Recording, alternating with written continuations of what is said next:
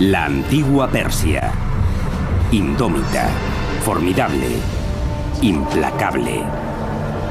Durante años, el misterio rodeó a este imperio sin parangón en conquistas y riquezas. Para crear un imperio de la envergadura del persa, el mayor que ha conocido el mundo, obviamente hace falta cierta pericia militar. La civilización persa se extendió del norte de África a Asia, regida por una dinastía de extraordinarios gobernantes de un poder y ambición sin límites. Ciro el Grande es uno de los pocos que se ha ganado de verdad su sobrenombre.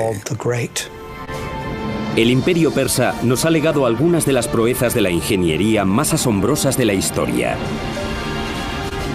Además de erigir majestuosos palacios en medio del árido desierto, también construyeron carreteras, puentes y canales. Todo el mundo ha oído hablar del canal de Suez, pero ¿y del canal de Darío? Pero se avecinaba una tormenta. La antigua rivalidad con los griegos daría lugar a un épico enfrentamiento que cambiaría el curso de la historia y que resultaría determinante para el mundo occidental durante los miles de años que siguieron.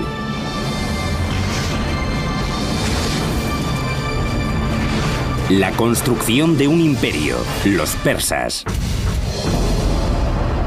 Corría el año 330 a.C. cuando un joven rey macedonio venció a los persas y condujo a su ejército invasor hasta Persépolis, la espectacular capital del imperio. Aquel rey no era otro que Alejandro Magno, un ferviente admirador de los grandes gobernantes persas.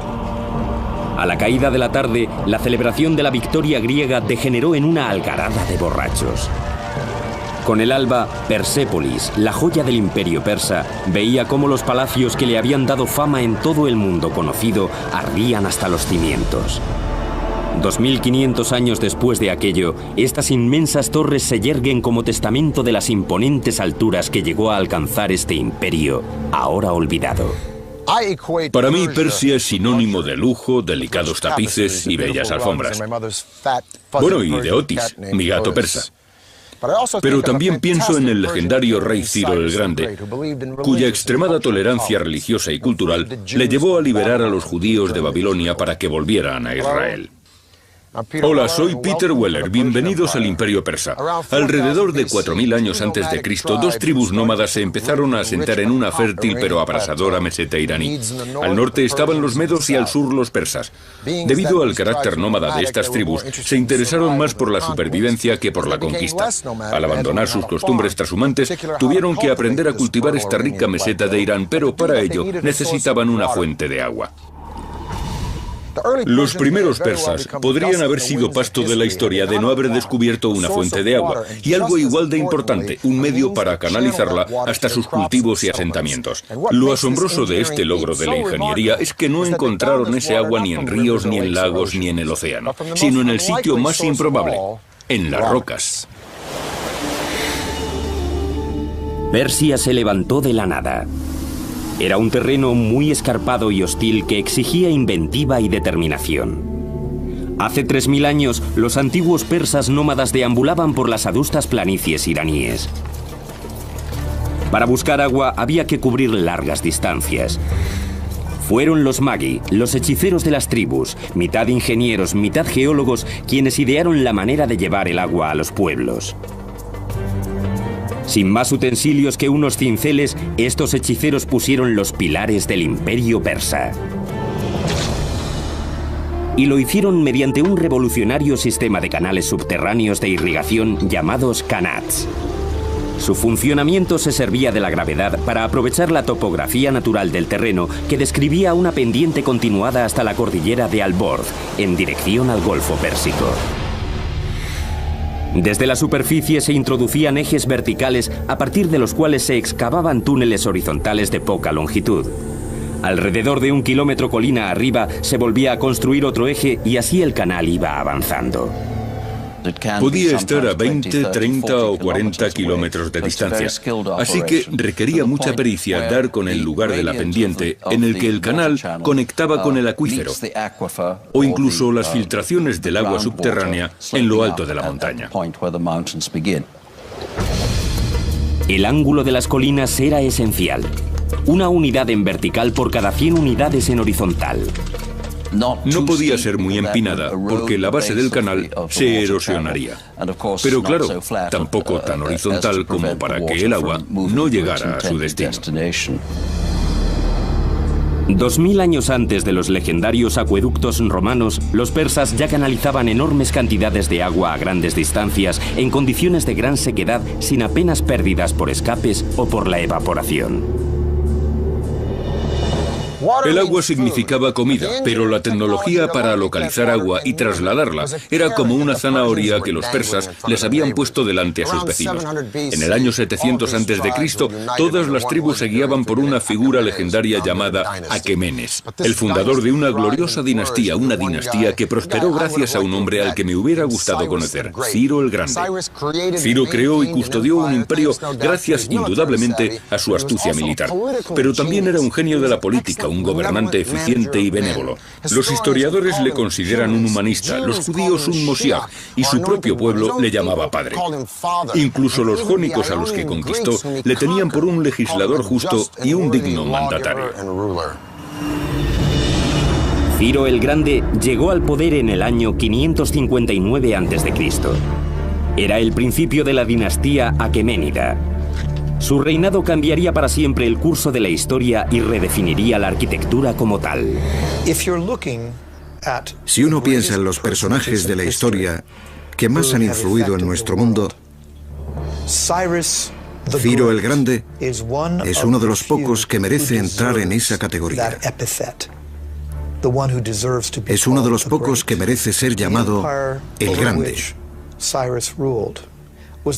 El imperio que Ciro regía fue el mayor que habían contemplado los antiguos.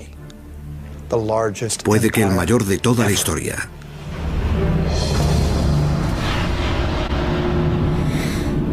En el año 554 a.C., Ciro había aplastado a todos sus opositores y su liderazgo en Persia no tenía disputa. Era el momento de conquistar el mundo. Si pretendía levantar un imperio, necesitaría una capital que estuviera a la altura de su importancia política. Fue entonces cuando Ciro se embarcó en uno de los proyectos de ingeniería más ambiciosos jamás vistos en la antigüedad. La primera capital del imperio persa, Pasargadas, en la moderna Irán. Ciro fue un constructor muy innovador. No se conformaba con cualquier cosa. Uno podría decir que sus proyectos arquitectónicos reflejaban de alguna manera las tecnologías que iba encontrando a lo largo de sus varias conquistas. Como los romanos, los persas solían tomar cosas prestadas. Cogían las mejores y más avanzadas ideas de las culturas que conquistaban y las perfeccionaban aún más para darles su propio y particular toque. El arte y la ingeniería de Pasargadas recogían influencias procedentes de parajes tan remotos como Asiria, Egipto y Asia Menor, a miles de kilómetros de distancia. Había mamposteros, carpinteros, enladrilladores y escultores de relieves, y se sabe que solía tratarse de trabajadores importados de todos los rincones del imperio. Transcurridos 2500 años, estas desvencijadas ruinas son los únicos vestigios de lo que aquí se erguía, la primera y deslumbrante capital de Persia. El orgullo de Pasargadas eran sus suntuosos palacios, rodeados de fabulosos parques y deliciosos jardines. De aquella época datan los primeros testimonios sobre los espléndidos Pairidaeza, los famosos jardines cercados de la antigua Persia. Estos jardines tenían casi 1 kilómetro de canales de piedra caliza diseñados para que el agua llegara a unos pequeños pilones cada 15 metros. Los Pairidaeza de Pasargadas fueron el espejo en el que se miraron muchos de los fastuosos jardines del mundo durante los siguientes 2 milenios. Lo que más distinguió a los Pairidaeza fue la aplicación de los diseños geométricos. Tenemos diseños cuadrados y rectangulares, diseños florales con cipreses, césped, rosas, azucenas y todo tipo de plantas. Y ese es el concepto de los parques modernos que conocemos hoy en día. A medida que se construía Pasargadas, Ciro doblegaba a los reinos enemigos uno tras otro. Pero su gobierno no se basaba en esclavizar a sus nuevos súbditos, algo totalmente revolucionario en el mundo antiguo. Supo reconocer la importancia de cada religión y de cada creencia y permitió su supervivencia. En el 539 Ciro conquistó Babilonia, pero no se presentó como un conquistador, sino como un liberador que venía a rescatar al pueblo de su despótico líder. E hizo algo sin precedentes. Liberó a los judíos que habían estado en cautividad en Babilonia desde que Nabucodonosor hubiera destruido Jerusalén y sus templos. Ciro los liberó. Desde la perspectiva que nos da la historia, podríamos decir que lo que Ciro buscaba era una nación escudo entre el hostil Egipto y su propio imperio. Pero, ¿y qué? Lo que importa es que nadie había hecho algo así, y casi nadie lo ha hecho después. De modo que él es el único gentil de la Biblia al que se menciona como Moshiach o Mesías. Como me dijo una vez un distinguido catedrático de Oxford, Ciro siempre ha tenido buena prensa. Y sí que es cierto. Pero antes de que pudiera emprender la campaña que haría de Persia la única superpotencia de la antigüedad, Ciro el Grande murió en combate en el 530 a.C. No vivió lo suficiente como para demostrar lo que pudo haber hecho fuera del campo de batalla. En ese aspecto, puede recordar a Julio César, otro conquistador que no pudo aunar todo su imperio porque murió asesinado antes de tiempo. A la muerte de Ciro, el imperio persa tenía 3 capitales: Babilonia, Susa y Ecbatana. Pero él prefirió ser enterrado en la ciudad que creó, Pasargadas, en una tumba que reflejaba al hombre que la construyó. Uno de los aspectos de la tumba que demuestra la humildad de Ciro es que apenas tiene ningún adorno.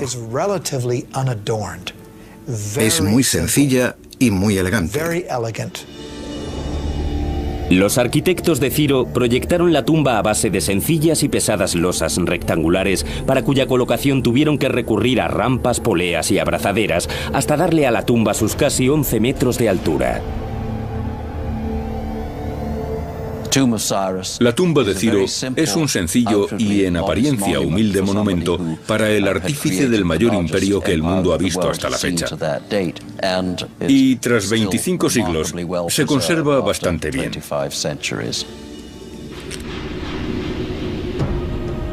Durante 30 años, ninguna potencia sobre la faz de la tierra le pudo hacer frente a Ciro el Grande.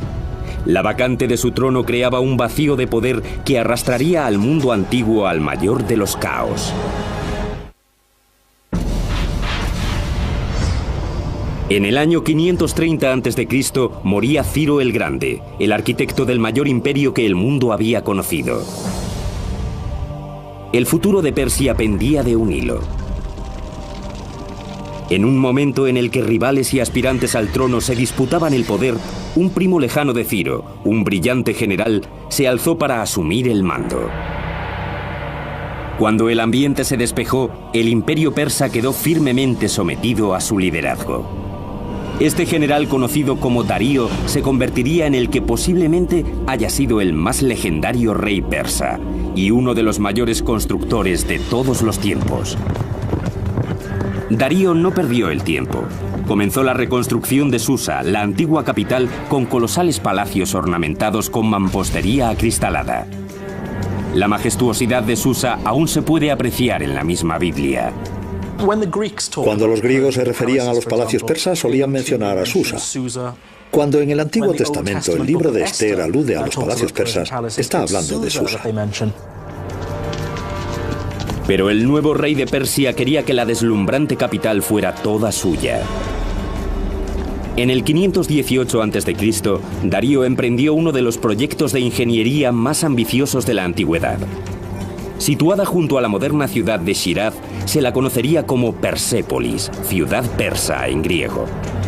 Todos los palacios se levantaban sobre una extensa plataforma de piedra diseñada para realzar la magnitud del imperio.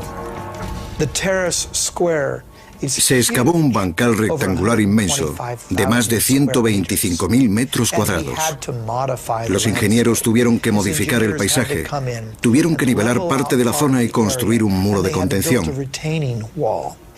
Darío quería que se viese desde lejos, por eso mandó construir una terraza en la ladera, para dotar al conjunto de mayor grandiosidad y solemnidad.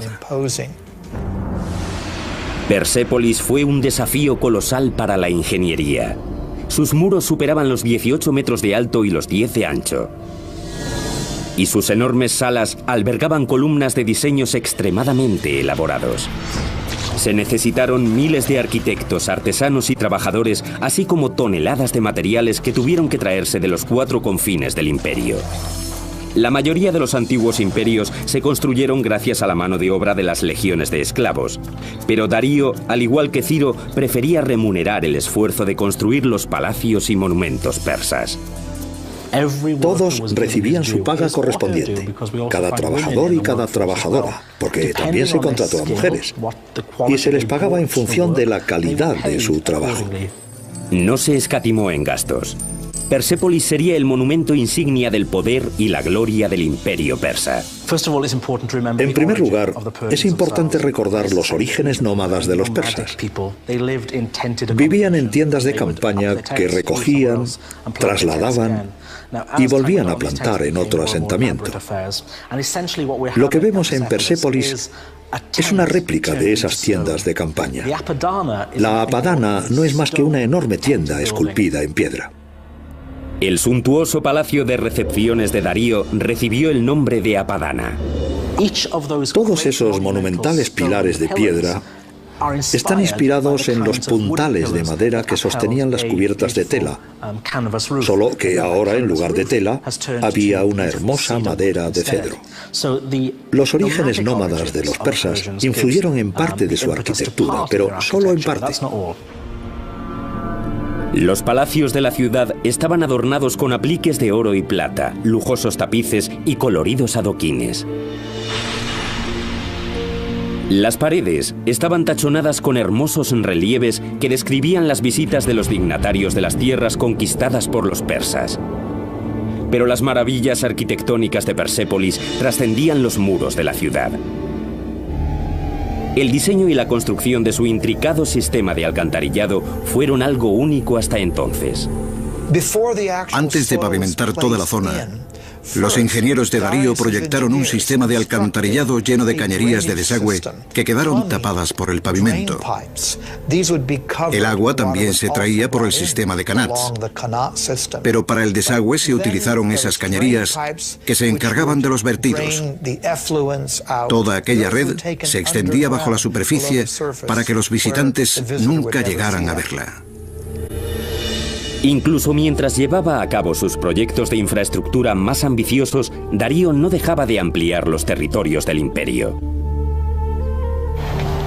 Bajo el acertado liderazgo de Darío, el imperio persa cobró unas proporciones gigantescas.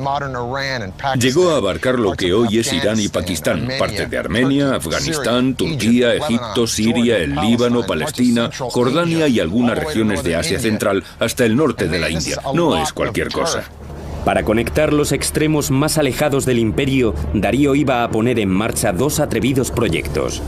Uno se extendería más de 2.400 kilómetros a lo largo del imperio, y el otro crearía una vía de comunicación entre el Mar Rojo y el Mediterráneo.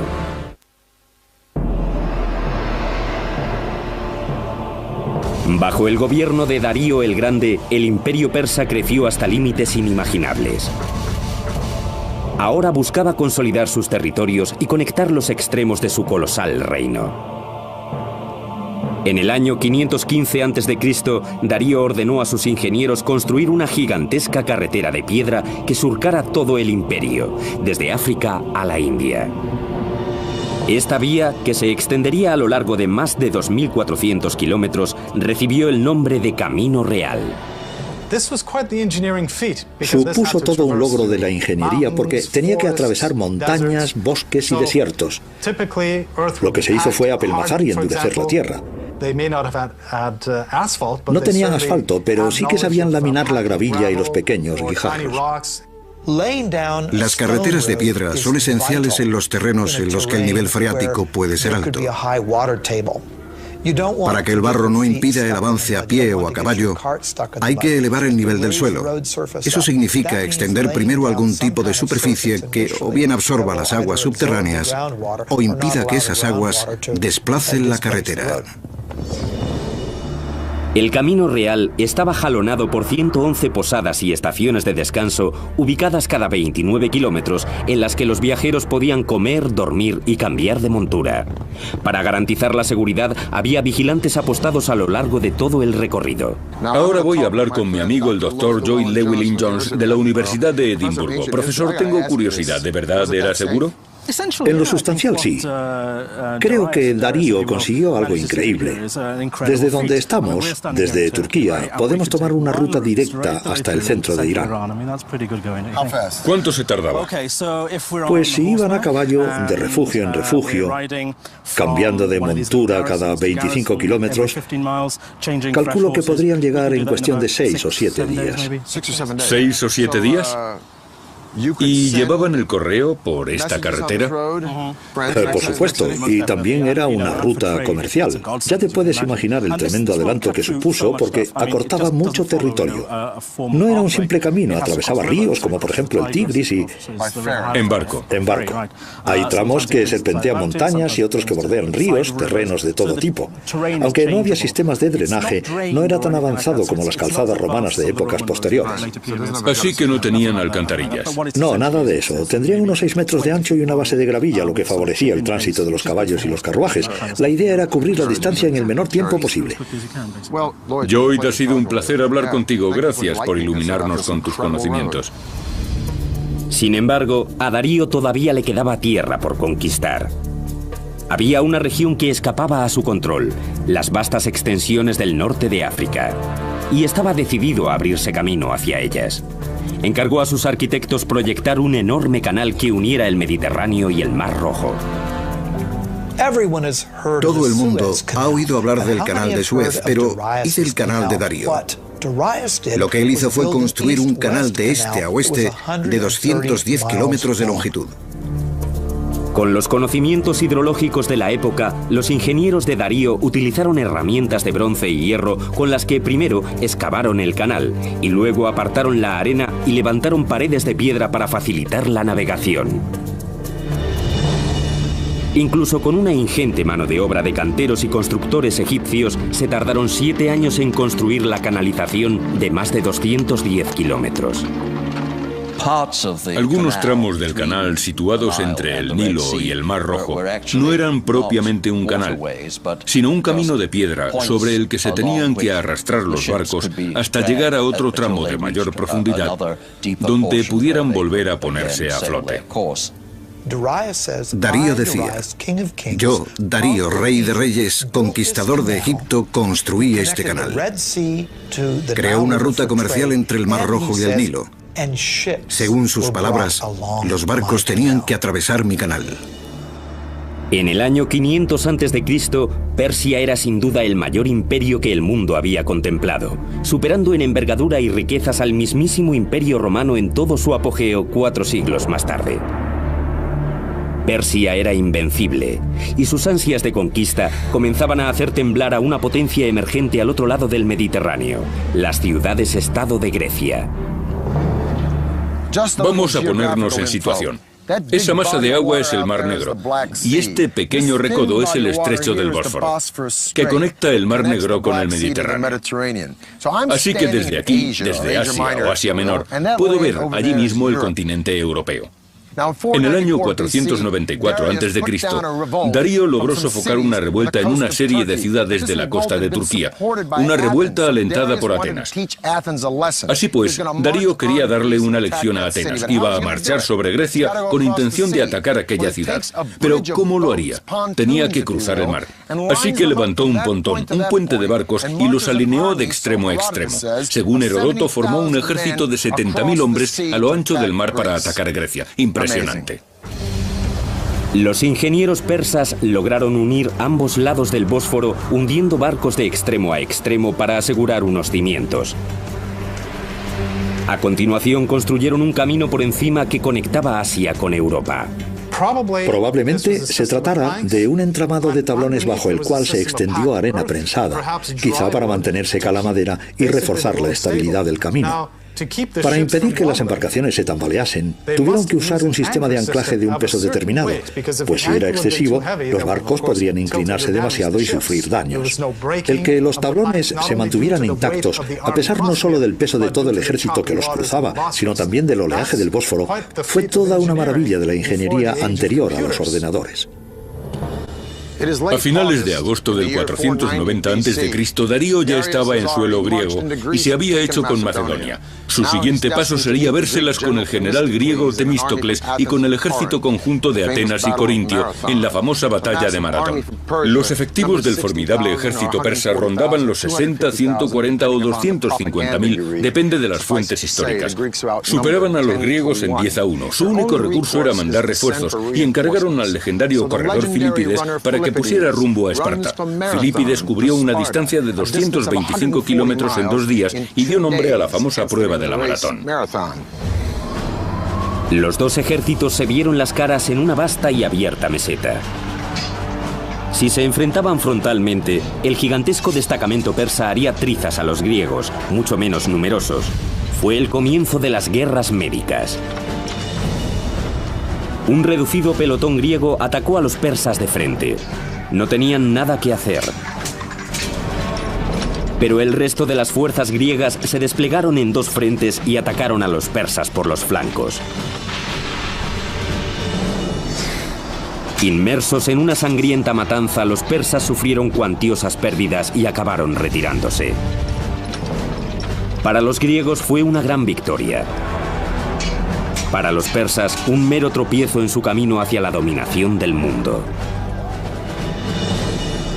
Darío decidió regresar a casa y centró su atención en reforzar las defensas de la capital, Persépolis. Nunca llegaría hasta ella. En el año 485 a.C., Darío fallecía cuando se proponía sofocar una rebelión en Egipto. Dejó atrás un imperio que redefinió las nociones mismas del poder y la gloria.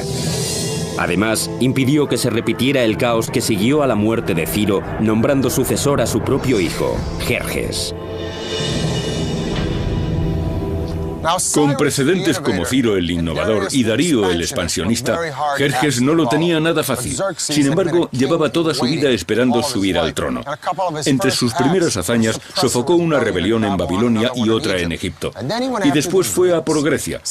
Los griegos se le habían atragantado. Algunos historiadores dicen que Jerjes quería lanzar un ataque preventivo. Otros opinan que solo estaba terminando lo que comenzó su padre. Sea como fuere, desde su victoria en Maratón, a los griegos ya no les intimidaban ni les impresionaban los persas. Así que Jerjes se alió con la marina cartaginesa en el extremo del actual Túnez y se propuso batir a los griegos por mar.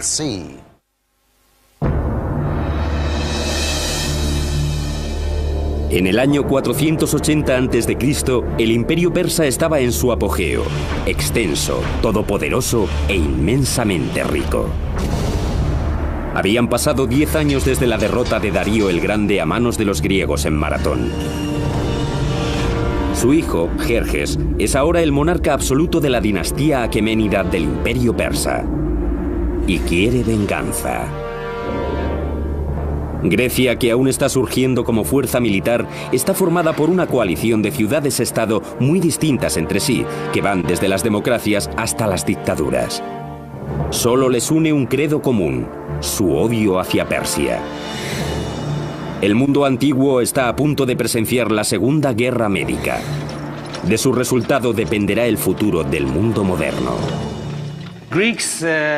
Tradicionalmente, los griegos llamaban bárbaros a todos los extranjeros. Es probable que todos los enfrentamientos entre este y oeste tuvieran su origen en los persas y griegos y hayan seguido desde entonces. La invasión persa de Grecia se convertiría en una de las mayores colaboraciones estratégicas y tecnológicas de la historia castrense. La invasión masiva consistiría en un complejo asalto por tierra y por mar que requeriría algunos de los avances más asombrosos de la ingeniería. Jerjes quería que sus fuerzas entraran en Grecia por el istmo del monte Athos. Pero la turbulencia de sus corrientes era tan fuerte que el rey mandó excavar un canal que cruzara el istmo. Con una numerosa mano de obra y diversos expertos en la construcción de canales, los hombres de Jerjes apenas tardaron 6 meses en concluir el proyecto. El siguiente reto al que se enfrentaban generales y arquitectos era aún mayor. El multitudinario ejército persa todavía tenía que cruzar el estrecho de Helesponto de 2,5 kilómetros de ancho. A día de hoy, su solución se considera uno de los proyectos de ingeniería más ambiciosos ideados para una campaña militar. Inspirado en las hazañas de su padre, Jerjes ordenó que se tendiera un doble pontón a lo ancho del Helesponto, una construcción que superaría con creces el puente que Darío levantó en el Bósforo. Lo interesante es que se alinearon 674 barcos. ¿Cómo podían mantenerlos estables? Debió de ser toda una proeza, porque el Bósforo no es un área tranquila que digamos, más bien lo contrario. La hilera de barcos permaneció en su sitio gracias a un sistema de cables muy tensos. Seguramente 2 cables muy largos tendidos entre Asia y Europa que mantenían estables las embarcaciones. Pero no hay que olvidar la cantidad de tropas que atravesaron aquel puente. Puede que fueran hasta 240.000 hombres. Las sogas permitían a los botes la suficiente flexibilidad de movimiento en las turbulentas aguas. Cada sección del puente estaba construida sobre 2 embarcaciones conectadas por tablones, de modo que la barrera que formaban pudiera detener las olas, absorbiendo gran parte de la inestabilidad de la superficie.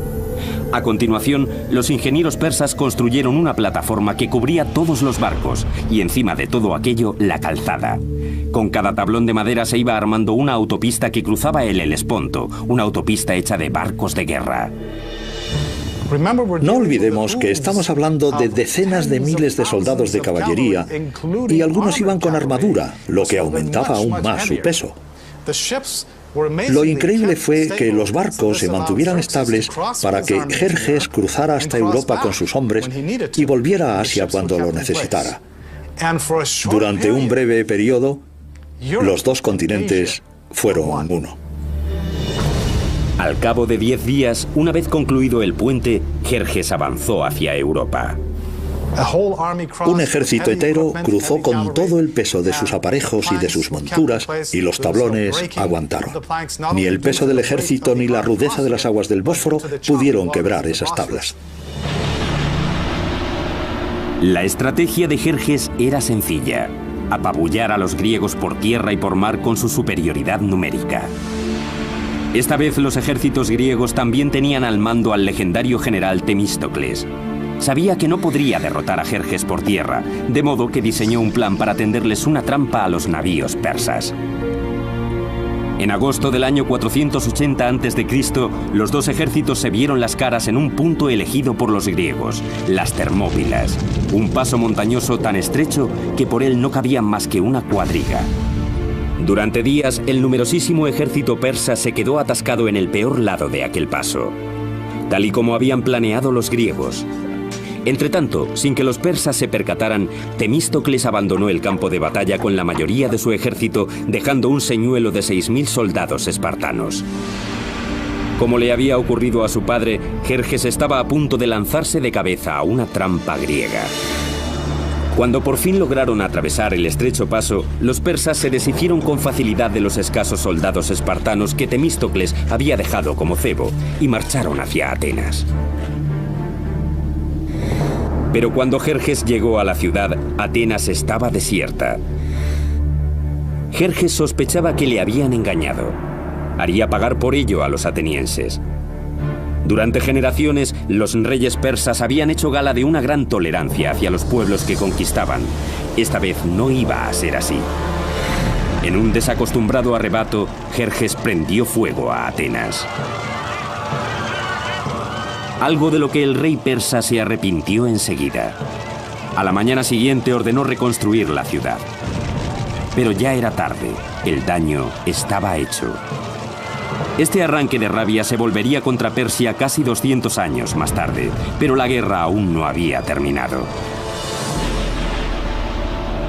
Al mismo tiempo, Temístocles estaba urdiendo un plan que llevaría a la descomunal flota persa hacia el angosto golfo de Salamina. Los griegos atacaron por sorpresa.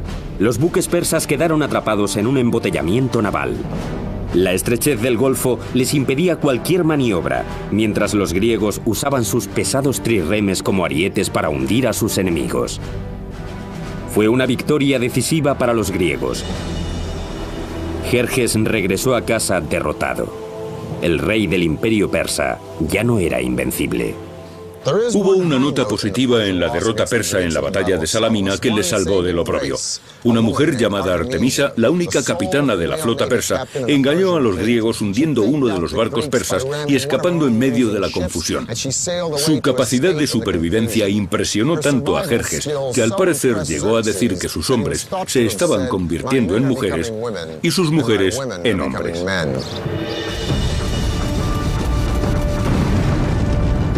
Las guerras médicas llevaron a Atenas a su época dorada, pero hicieron vulnerable al poderoso imperio. Le correspondería a un joven príncipe que idolatraba a los grandes monarcas persas darle al imperio la estocada final.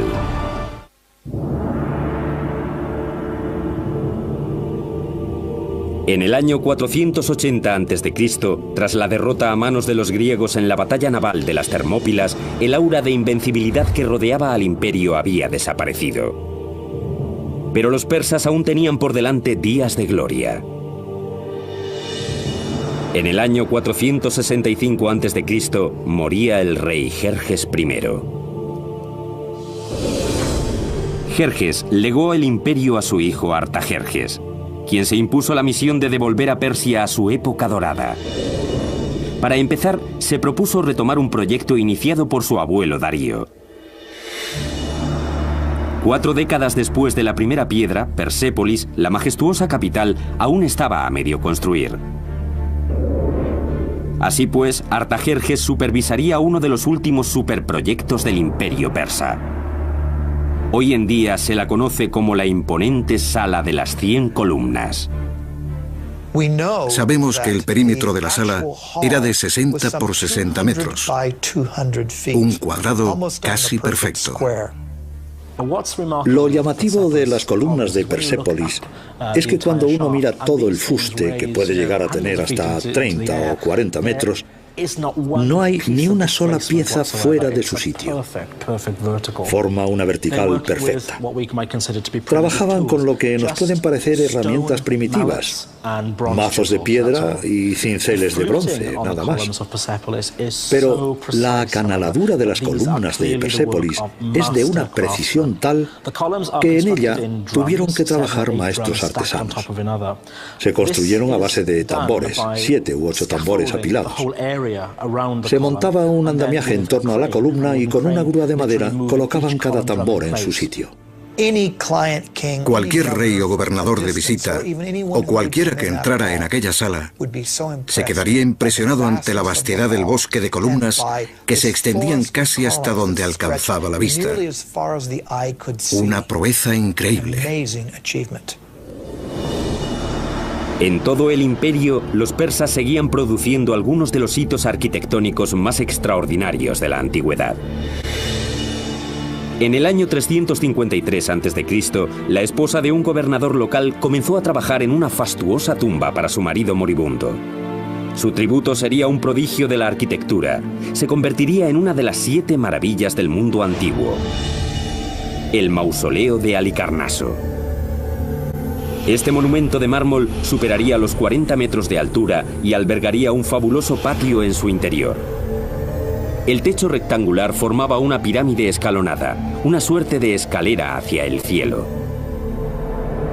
Más de 2500 años después, la tumba del presidente estadounidense Ulysses S. Grant en la ciudad de Nueva York se inspiraría en el diseño del mausoleo de Halicarnaso.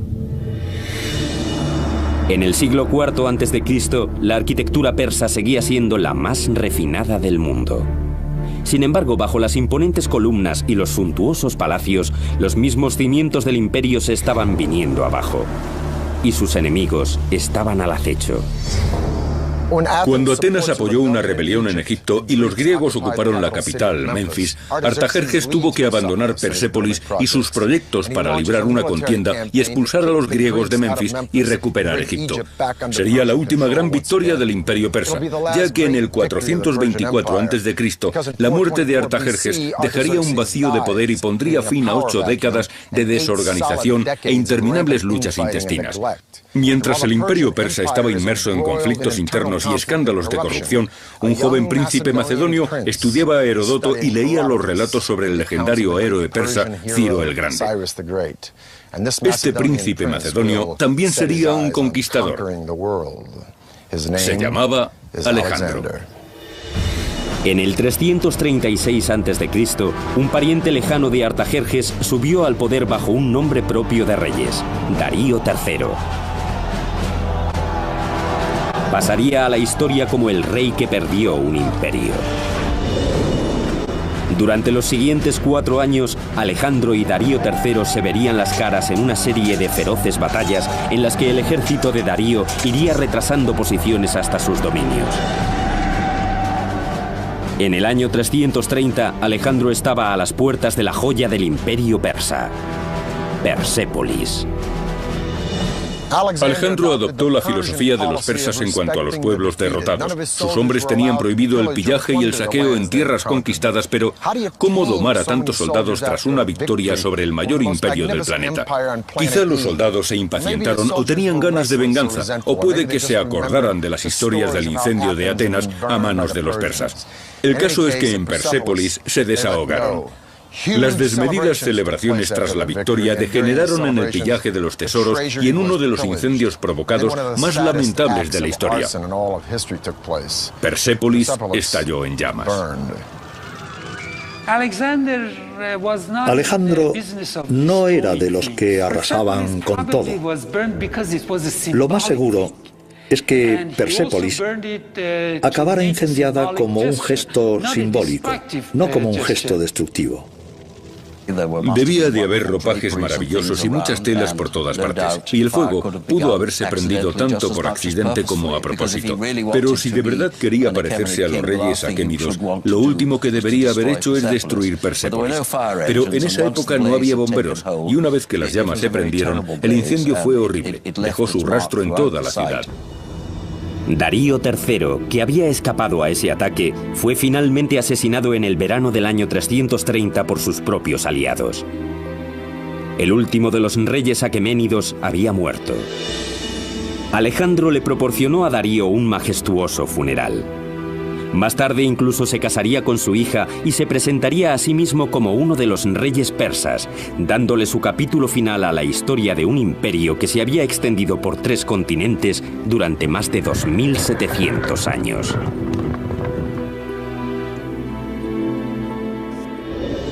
Alejandro, el admirador de los reyes persas, dio caza a los asesinos de Darío y los mató él mismo. Estaba convencido de que solo un rey tenía derecho a matar a otro rey, pero ¿hubiera llegado a matar a Darío? Seguramente no, porque Alejandro no había creado un imperio, sino que lo había conquistado. El imperio lo había creado Ciro el Grande. La astucia de Alejandro consistió en hacerse con Persia y emplear un imperio que ya era viejo mucho antes de nacer él. Un imperio cuyo legado cultural, su sofisticación y sus fastos pervivirían mucho después de su muerte. Desde territorio imperial, Peter Weller.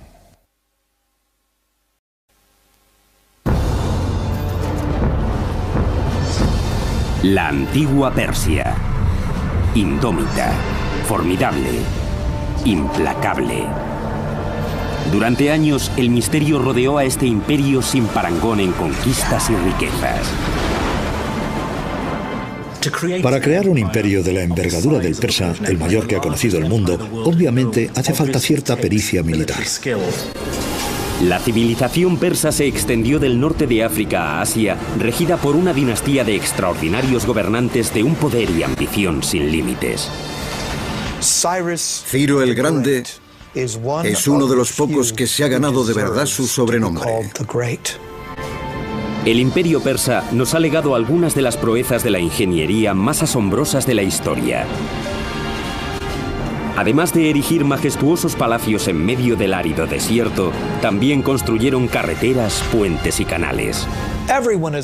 Todo el mundo ha oído hablar del canal de Suez, pero ¿y del canal de Darío? Pero se avecinaba una tormenta. La antigua rivalidad con los griegos daría lugar a un épico enfrentamiento que cambiaría el curso de la historia y que resultaría determinante para el mundo occidental durante los miles de años que siguieron.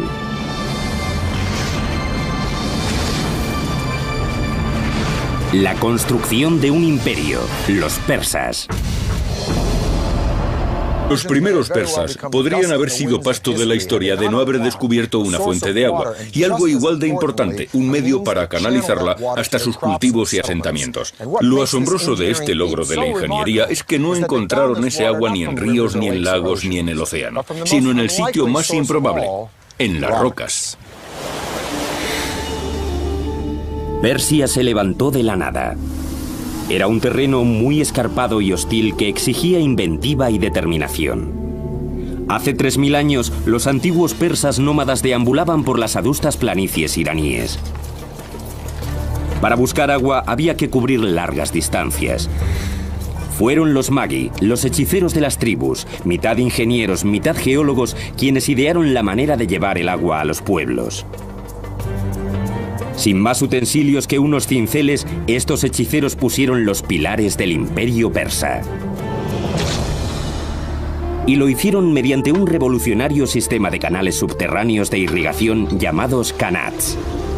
Su funcionamiento se servía de la gravedad para aprovechar la topografía natural del terreno que describía una pendiente continuada hasta la cordillera de Al-Borz, en dirección al Golfo Pérsico. Desde la superficie se introducían ejes verticales a partir de los cuales se excavaban túneles horizontales de poca longitud.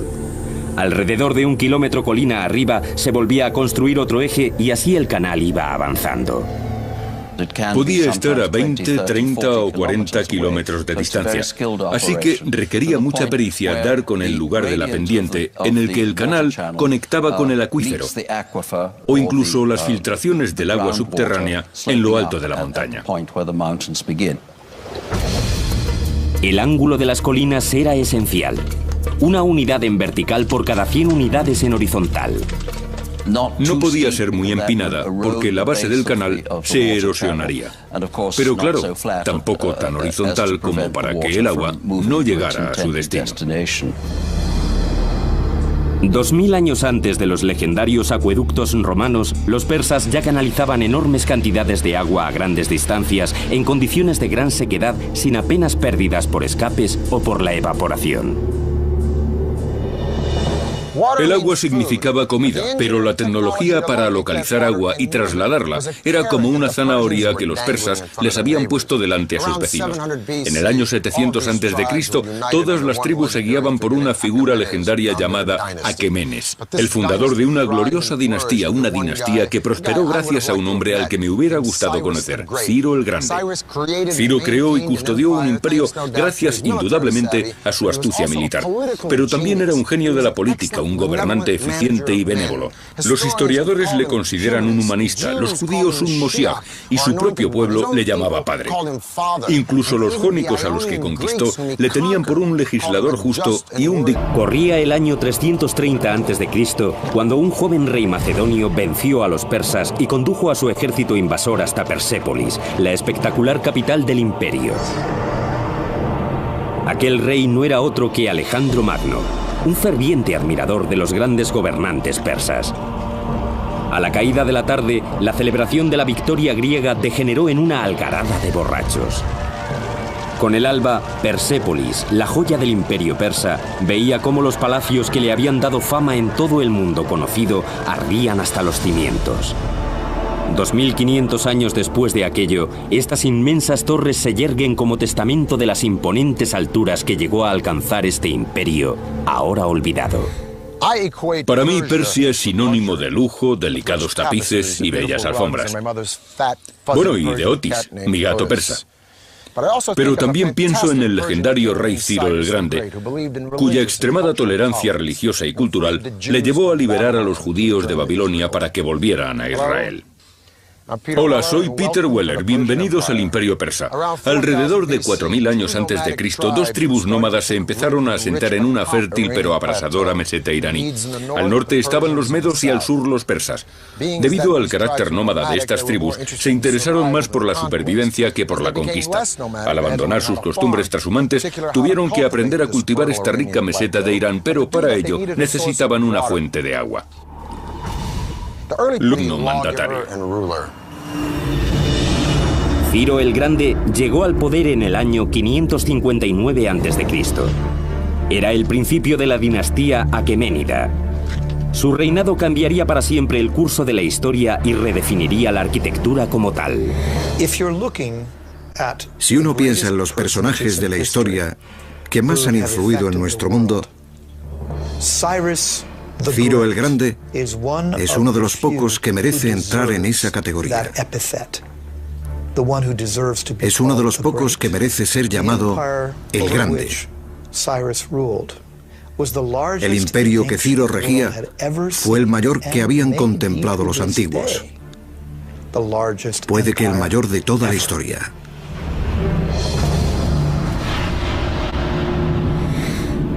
En el año 554 a.C., Ciro había aplastado a todos sus opositores y su liderazgo en Persia no tenía disputa. Era el momento de conquistar el mundo. Si pretendía levantar un imperio, necesitaría una capital que estuviera a la altura de su importancia política. Fue entonces cuando Ciro se embarcó en uno de los proyectos de ingeniería más ambiciosos jamás vistos en la antigüedad. La primera capital del imperio persa. Pasargadas, en la moderna Irán. Ciro fue un constructor muy innovador. No se conformaba con cualquier cosa.